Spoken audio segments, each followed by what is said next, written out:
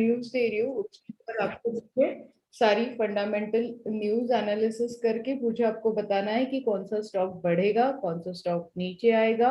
Updated मैं आप लोगों के साथ आज एसबीआई का रिजल्ट भी करने वाली हूँ और साथ में बैंक ऑफ बड़ौदा का रिजल्ट भी मैं आप लोगों के साथ अभी शेयर करने वाली हूँ। पहले हम लोग देखेंगे, हम लोग मोस्ट ऑफ टाइम पहले हम लोग देखते हैं एफआईज का बाइंग और सेलिंग हम लोग देखते हैं। तो एफआईज का बाइंग और सेलिंग अगर हम लोग देख रहे हैं तो उनके मार्केट में क्या हलचल हो रही है वो हमें पहले देखना पड़ेगा। तो क्रूड सबसे महंगा हो गया अभी के लिए, 94 रुपीज प्रति बैरल हो चुका है। कल करेंसी मार्केट बंद था। मैम रिपीट करा ना एकदा। 94 रुपीज क्रूड ऑयल प्रति बैरल। करेंसी मार्केट कल बंद था। बॉन्ड का जो इंटरेस्ट रेट है वो हाईएस्ट है 10 साल का आज के दिन में 1.91%, highest interest rate. VIX volatile index 20.80, PCR ratio 1.35,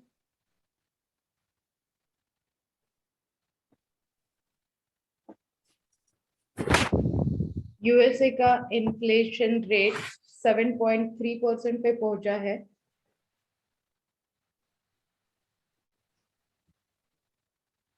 seven point 7.3%।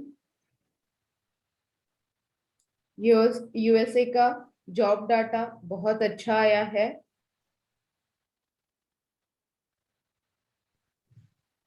जैसे कि मैंने बोला कि बॉन्ड का बहुत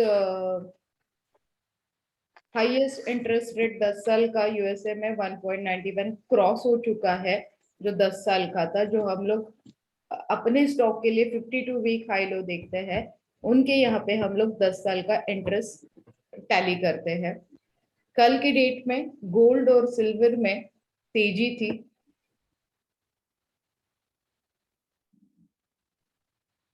यूएस के मार्केट का भी विक्स अगर आप काउंट करते हो तो यस, यूएस के मार्केट में भी विक्स काफी हाई है।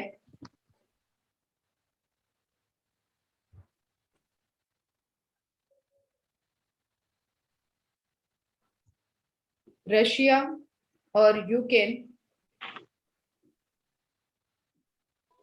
मोस्ट ऑफ टाइम ऐसे लग के आ रहा है कि वॉर के चांसेस ब्राइट यहाँ पे लग के आ रहे हैं, दिख के आ रहे हैं।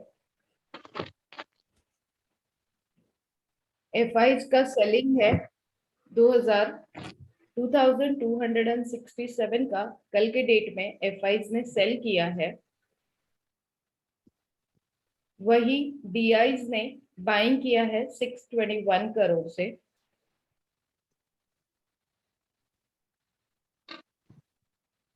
रिजल्ट सेक्शन चल रहा है। क्वार्टरली रिजल्ट अगर आप देखोगे तो आरती इंडस्ट्रीज का प्रॉफिट और प्रोडक्शन दोनों भी बड़े हैं।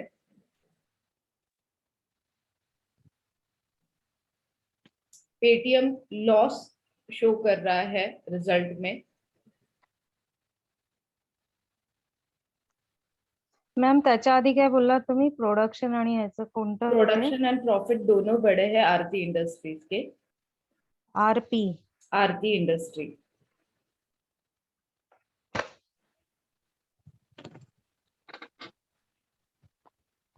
कामत होटल्स लॉस से प्रॉफिट में आया है।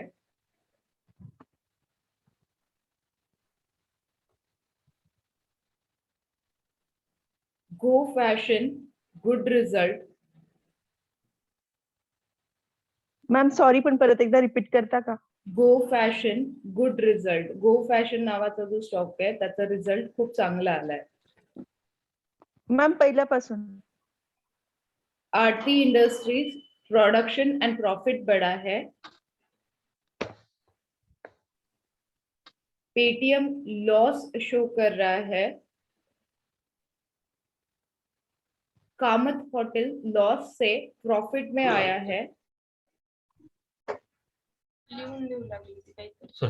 Go fashion good result.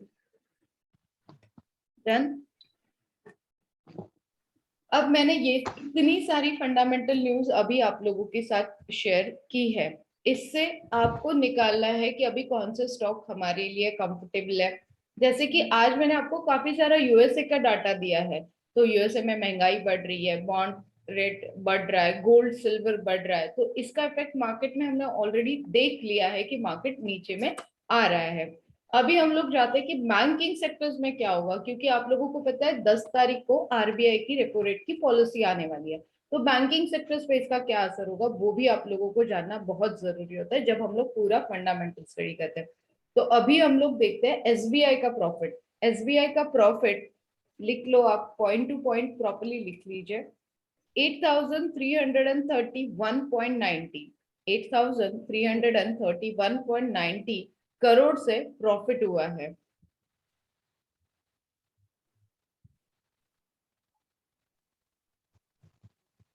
एनएनपीए जो है उसका 1.34%।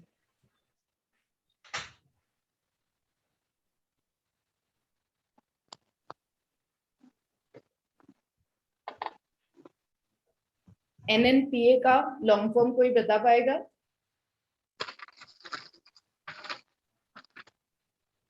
Net non performing asset. Net not performing asset ये भी काउंट होगा जब आप बैंकिंग सेक्टर्स के रिजल्ट देखोगे। क्रेडिट ग्रोथ जो है इनका 8.5 है। एसबीआई का क्रेडिट ग्रोथ जो है वो 8.5 है।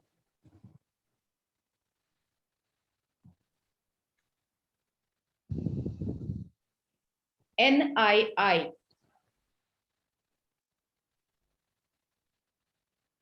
इनका जो एनआईआई है जिसे बोला जाएगा नेट इंटरेस्ट इनकम, ये जो है वो 6.51% से बड़ा है, सॉरी 6.5% से बड़ा है।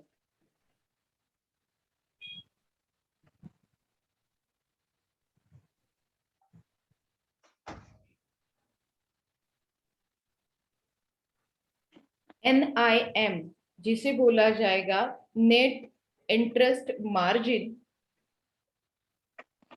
एनआईएम नेट इंटरेस्ट मार्जिन ये बड़ा है 3.4% से। 3.4%। रिटेल लोन का जो ग्रोथ है वो है 14.6%।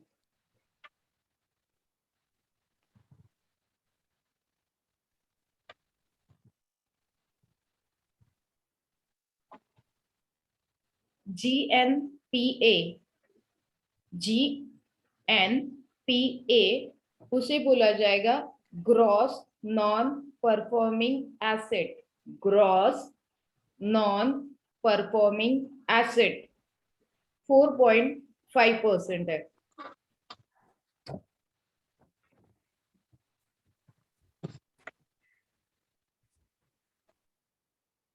एनपीए नॉन परफॉर्मिंग एसेट कम है, परसेंटेज वाइज कम है।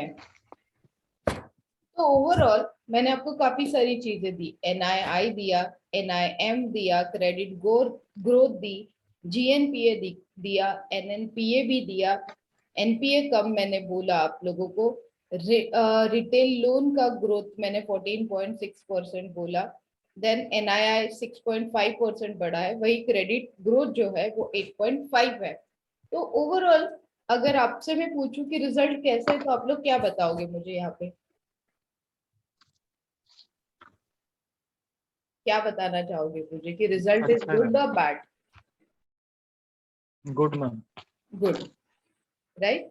सो इस रिजल्ट के हिसाब से आपको मुझे यही बताना है कि लॉन्ग टर्म के हिसाब से मैं इसे खरीद के रखूं, बेच दूं, या क्या करना है ना, ये आज का आपका होमवर्क रहेगा। ये सारी चीजें मैंने फॉर द होमवर्क आपको दी। अब 10 फेब को आरबीआई की पॉलिसी आएगी, 10 फेब को आरबीआई की पॉलिसी आएगी। उसमें हमें देखना है जब आरबीआई की पॉलिसी आएगी तो एक्चुअली कहाँ कहाँ इसका इफेक्ट होगा ये आपको ढूंढ के निकालना है। तो इसके लिए आपको क्या करना पड़ेगा, लास्ट 2 या 3 पॉलिसी का रिव्यू लेना पड़ेगा कि इंटरेस्ट रेट बढ़ा था, कम हुआ था। बढ़ा था तो कौन से पर्टिकुलर सेक्टर्स में या पर्टिकुलर स्टॉक पे इसका असर हुआ था, कौन से पर्टिकुलर सेक्टर्स अगर बढ़ा होगा। Atul sir please.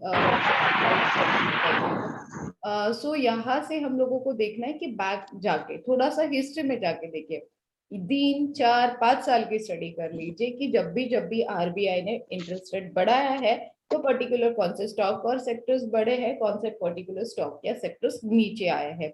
अगर अनचेंज हुआ तो भी मार्केट में चेंज होता है, तो भी लोगों का मूड खराब होता है। तो मूड जब खराब होता है तो उसका असर कौन से सेक्टर पे, फिर बैंकिंग सेक्टर में होगा या ओवरऑल मार्केट पे होगा, ये आपका होमवर्क रहेगा फाइंड आउट करने के लिए।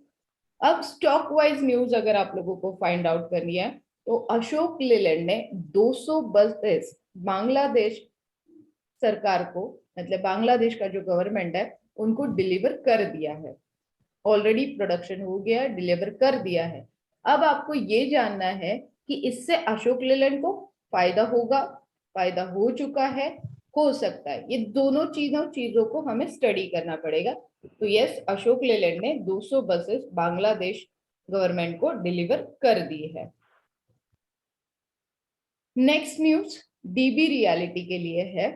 गोदरेज प्रॉपर्टीज और डीबी रियलिटी, इनके साथ ना एक टाइप होने वाला था। एक प्रॉपर जब टाइप होने वाला था वो हो नहीं पाया, मतलब वो टाइप उनको कैंसिल करना पड़ा। तो आपको देखना है कि कौन से स्टॉक का ज्यादा असर होगा, या तो गोदरेज प्रॉपर्टी पे होगा या डीबी रियलिटी पे होगा। ये आपका होमवर्क है, ये आपको फाइंड आउट करके मुझे बोलना है कि शीतल गोदरेज रियलिटी पे होगा या फिर गोदरेज प्रॉपर्टी पे होगा या डीबी रियलिटी पे होगा, ये आपको फाइंड आउट करना है। न्यूज का मेरे पास डेफिनेटली भंडार है, आप लोग कितना होमवर्क कर सकते हो वो मुझे देखना है। अशोक बिल्डकॉन ₹1046 करोड़ का ऑर्डर इन लोगों को मिला है। कितना मैम डिजिट? 1046 करोड़।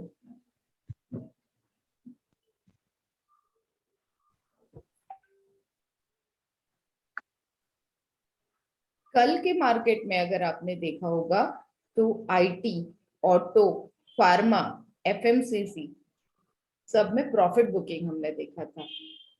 और शुगर, हम ये 1046 का किसको हुआ है प्रॉफिट बोला आपने? Ashok Buildcon, Ashok Buildcon stock है। आईटी, ऑटो, फार्मा, एफएमजीसी में कल के डेट में हमने प्रॉफिट बुकिंग देखा। वही एफआईस और म्यूचुअल फंड वाले भी कंटिन्यूसली सेलिंग के जोन में हमें दिख रहे हैं। शुगर, मेटल और पीएससी बैंक में थोड़ी सी खरीदारी होते हुए हमने देखी है।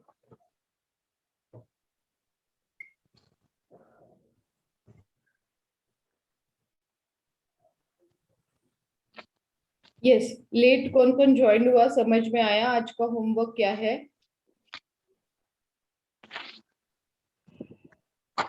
Ashwini ma'am, Atul sir. Yes ma'am. आप लोगों का सिंपल होमवर्क रहेगा यहाँ पे।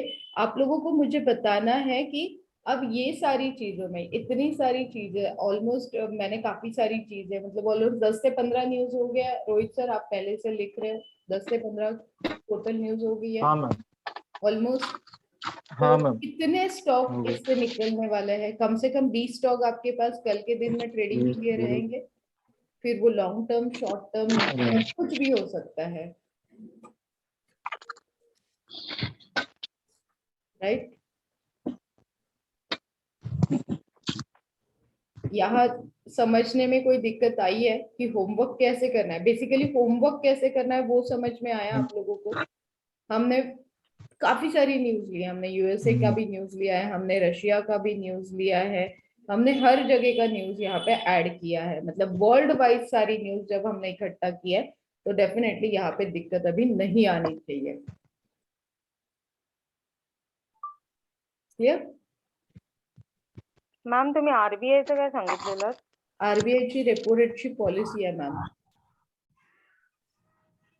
10th ला ओके म्हणजे गुरुवारी. ओके. सो कल का लास्ट सेशन रहेगा. मैं आप लोगों को सुनने वाली हूँ. कल मैं कुछ नहीं बोलने वाली हूँ. Done?